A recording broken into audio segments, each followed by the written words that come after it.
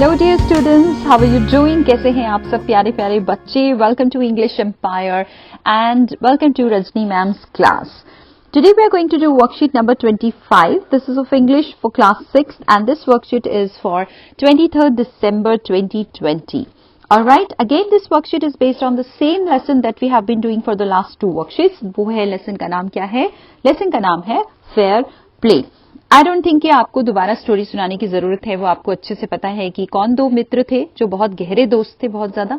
Yes, absolutely right, Jumman and Algu Chaudhary. और जुम्मन की जो आंट थी उन्होंने अपनी प्रॉपर्टी जुम्मन के नाम कर दी और बाद में कुछ प्रॉब्लम्स हुई और आंट जो थी वो कहाँ चली गई? वो पंचायत में गई और वहां पर फिर प्रोसीडिंग्स हुई. आंट ने अपना एक्सप्लेनेशन दिया और जो जुम्मन था उसने अपना एक्सप्लेनेशन दिया और अलगू चौधरी को हेड पंच नियुक्त किया गया था. अब जो यहां पर हो रहा है वो प्रोसीडिंग्स हो रही हैं. अब देखते हैं कि क्या प्रोसीडिंग्स हो रही हैं. जुम्मन अपना कह चुका है, आंट अपनी बात कह चुकी हैं. ठीक है, अब आगे देखते हैं. आज जो आपको दिया हुआ है ना बच्चों, ये कॉमिक वे में दिया हुआ है ना. देख रहे हैं आप, जैसे कॉमिक्स पढ़ते हैं आप वैसे ही पिक्चर एनिमेशन उसके साथ में पिक्चर्स ड्रॉ करके और डायलॉग्स आपको दिए हुए हैं. So let's start the story.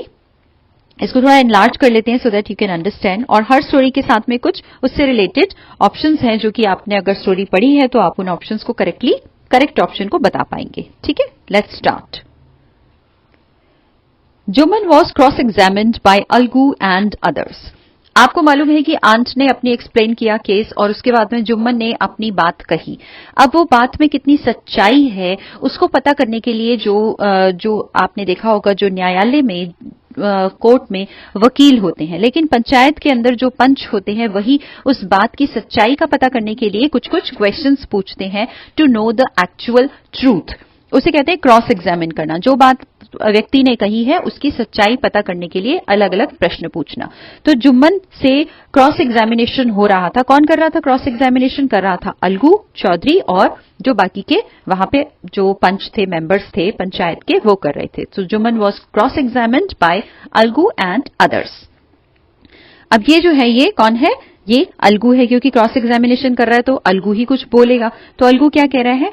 We have gone into the matter carefully. हमने जो पूरा मामला था वो बहुत अच्छे से तुम्हारा जो भी तुमने बताया है उसको बहुत अच्छे से हमने ध्यानपूर्वक सावधानी से सुना है. उसके बाद में क्या कर रहे हैं? वो अपना ओपिनियन दे रहे हैं, अपना विचार दे रहे हैं. अब उसके लिए वो क्या कह रहा है? इन आर ओपिनियन, हमारे विचार से Jumman must pay his aunt. Jumman को अपनी आंट को पे करना है अ मंथली अलाउंस और else the property goes back to her. अगर वो मंथली अलाउंस पे करता है तो ठीक है, नहीं तो जो प्रॉपर्टी है वो वापस किसके पास चली जाएगी? आंट के पास चली जाएगी. ये उसने फैसला सुनाया.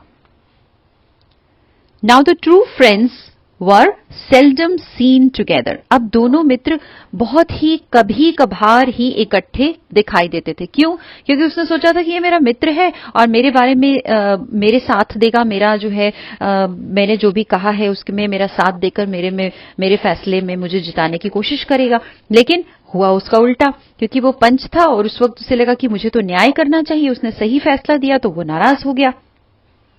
The bond of friendship between them was broken. उनके बीच में जो जैसे मित्रता का जो नाता था, जो संबंध था, जैसे वो टूट ही गया. अब वो मित्र रहे ही नहीं, फ्रेंडशिप उनके बीच में रही ही नहीं. In fact, Jumman was Algu's enemy and wanted his revenge. मित्र तो क्या रहना था, बल्कि वो क्या बन गया? उसका वो दुश्मन बन गया, वो उसका एनिमी बन गया और अब वो उससे बदला लेना चाहता था. रिवेंज का मतलब बदला लेना.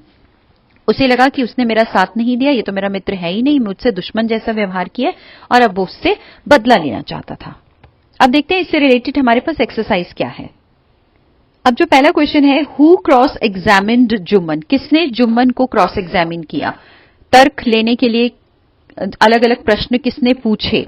वो तो अभी अभी हमने पढ़ा है यहाँ पे ना, यहाँ पे पढ़ा था ना अभी अभी. किसने पूछे थे? अलगू और दूसरे जो पंच थे उन्होंने पूछे थे. तो ये वाला आंसर जो है ये हमारा करेक्ट आंसर हो जाएगा. उसके बाद है what was the decision of the panchayat. Panchayat का क्या निर्णय रहा, क्या डिसीजन रहा? क्या डिसीजन रहा था कि या तो भाई तुम जो आंट है उनकी उनको अलाउंस दे दो और नहीं तो उनकी प्रॉपर्टी उनको वापस कर दो। तो Jumman must pay a monthly allowance और else the property goes back to her. या तो प्रॉपर्टी या तो अलाउंस दे दो और नहीं तो प्रॉपर्टी जो है वापस आंट के पास चली जाएगी। और दूसरा है Jumman should not support his aunt, ये बिल्कुल रॉन्ग है, तो this is the correct option. ठीक है, अब स्टोरी में आगे बढ़ते हैं। Days passed and as ill luck would have it Algu Chaudhary found himself in a tight spot. दिन बीते और जैसे इल्लक ने अलगू को घेर लिया, अलगू ने अपने आप को एक टाइट स्पॉट में पाया। टाइट स्पॉट का मतलब होता है बच्चों डिफिकल्ट सिचुएशन में पाया, अपने आप को एक बहुत गंभीर समस्या से घिरा हुआ पाया। One of his fine pair of bullocks died and he sold the other one to समझू Sahu, a cart driver of the village। उसके पास एक जोड़ी बैल थे और जिसमें से एक की डेथ हो गई, एक मर गया, तो उसने दूसरा वाला जो था वो समझू साहू को बेच दिया। अब समझू साहू कौन है? वो एक कार्ट ड्राइवर है, बैलगाड़ी वाला ड्राइवर है और जो कि उसी गांव में रहता है। The understanding was that Sahu would pay the price of the bullock in a month's time। दोनों के बीच में ये समझौता हो गया कि साहू जो है वो 1 महीने के बाद उस बैल का जो पेमेंट है वो अलगू चौधरी को दे देगा। It so happened that the bullock died within a month। अब क्या हुआ कि वो जो बुलक था वो पेमेंट देने से पहले ही उसकी डेथ हो गई। जो समझू साहू के पास उसका बुलक था जिसकी अभी समझू ने पेमेंट भी नहीं दी थी, वो उसकी डेथ हो गई। Several months after the bullock's death, Algu reminded Sahu of the money he hadn't yet paid। अब काफी महीने बीत गए, अब उसने कहा उससे कि भाई मेरी पेमेंट तुम्हें देनी थी। उसने उसे रिमाइंड कराया कि भाई तुम्हें तो मेरी पेमेंट देनी थी जो कि तुमने अभी तक नहीं दी है। But Sahu got very annoyed, लेकिन जो साहू था वो तो बहुत ज्यादा गुस्सा हो गया, बहुत ज्यादा नाराज हो गया। Annoyed means angry, he got very angry. अब क्यों गुस्सा हो गया था कि मैं एक जो तुमने मुझे बैल दिया था वो मर भी गया और अब ऊपर से तुम मुझसे पेमेंट भी मांग रहे हो, है ना। तो अब देखते हैं इससे रिलेटेड कौन से क्वेश्चंस हमें करने हैं। What problems did Algu experience? Algu को क्या परेशानी एक्सपीरियंस करनी पड़ी, अनुभव करनी पड़ी? One of his, उसमें 2 ऑप्शंस दे रखी हैं। One of his pair of bullocks died and he sold the other to समझू Sahu that died within a month। एक ऑप्शन जो है कि उसके पास एक बैल का जोड़ा था जिसमें से एक की डेथ हो गई और उसने दूसरा वाला जो बैल था वो समझू साहू को बेच दिया जो कि 1 महीने के अंदर मर गया। या फिर ही फेल सिक, वो बीमार पड़ गया। कौन सा ऑप्शन करेक्ट है?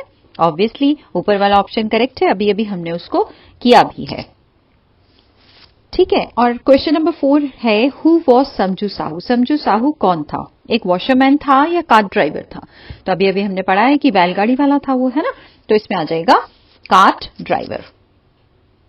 तो this is the correct option. Alright, अब आगे जो स्टोरी है उसमें ये कौन है? हाँ बिल्कुल ठीक, समझू साहू। अब वो क्या कह रहे हैं? I can't pay you a penny for the wretched beast you sold me. मैं तो तुम्हें एक पैसा नहीं दूंगा उस रेचेड बीस्ट के लिए। बीस्ट मीन्स एनिमल, उस एनिमल के लिए जो तुमने मुझे बेच दिया था। रेचेड क्यों कहा गया? उसको रेचेड होता है जिसका भाग्य अच्छा ना हो, है ना, दुर्भाग्यपूर्ण, जिसे आप हिंदी में कई बार उसे आप मनहूस भी बोल देते हैं। तो रेचेड जो ऐसा जीव था कि मेरे यहाँ आते ही उसकी तो डेथ हो गई। तो बीस्ट के ऊपर वो इस तरह से गलत तरीके से उसके लिए वो बात कर रहा है। He brought us nothing but ruin। वो हमारे पास कुछ भी नहीं लेके आया बल्कि हमारे लिए सिर्फ और सिर्फ बर्बादी लेकर आया है। ruin means बर्बादी। I have a bullock, use it for a month and then return it to me। मेरे पास बुलक है, मेरी बुलक ले जाओ और 1 महीने इस्तेमाल करो और फिर वापस दे देना, हिसाब बराबर हो जाएगा। But no money for your dead bullock. लेकिन मेरी तरफ से मनी के लिए वो मत करो कि मैं मनी तुम्हें दे दूंगा। तो मेरी तरफ से मनी के लिए बिल्कुल नो है तुम्हारे उस डेड बुलक के लिए। Algu decided to refer the case to the panchayat. अब अलगू को लगा कि भाई ये तो गलत बात है। अब उसने तो 1 महीना पहले बेच दिया था ना उसको, अब पेमेंट उसने बाद में देनी थी तो उसने कह दिया कि चलो ठीक है कोई बात नहीं, बाद में पेमेंट दे देना। ऐसा होता है ना, कई बार आप मार्केट जा रहे हैं, कोई डील करी है आपने, मान लीजिए चीनी लेकर आए हैं, वहां पैसे दे दिया आपने, लेकिन रास्ते में जो है चीनी आपसे गिर गई तो ऐसा तो नहीं कहेंगे कि भैया वो तो मेरी चीनी तो घर तक नहीं पहुंची, अब मेरे पैसे वापस दो। तो दिस इज एब्सोल्युटली रॉन्ग। तो उसने सोचा कि ये तो गलत बात है, मैं तो पंचायत जाऊंगा। For a second time in a few months, preparations for holding the panchayat were made. इतने कम महीनों में फिर से दोबारा से पंचायत बैठने की तैयारियां शुरू कर दी गई। And both parties started meeting people seeking support. अब दोनों पार्टीज कौन थी? अब इस वाले केस में जो दो पार्टीज थी वो था अलगू चौधरी और समझू साहू। तो अब जो दोनों पार्टीज थी वो सब लोगों से मिलकर और अपनी सपोर्ट के लिए उनसे सहयोग देने के लिए उनसे वो लोग बातचीत कर रहे थे कि भाई हमारा सहयोग दो, हमारी सपोर्ट करो तुम। अब देखते हैं इससे रिलेटेड हमारे पास क्या क्वेश्चंस है ना। अब तक की स्टोरी अच्छे से क्लियर हो गई ना आप लोगों को? Very good.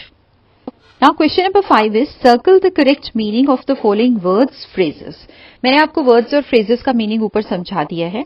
अब जो ये पहला है वो हमारा वर्ड है और ये जो दूसरा है ये हमारा फ्रेज है, क्योंकि ये मोर देन वन वर्ड है। अब रूइन का क्या मतलब होता है? रूइन मतलब जैसे मैंने अभी आपको बताया, बर्बाद कर देना, है ना, नष्ट कर देना। तो इसमें कौन सा वाला आएगा? डिस्ट्रॉय या इंपॉर्टेंट?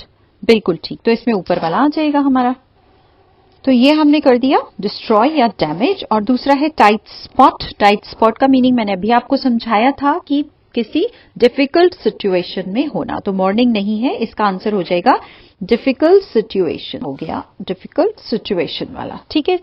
अब हमारे पास एक मैसेज है, keep maintaining physical distance of 6 feet और 2 yards। ये आप सभी कर रही हैं।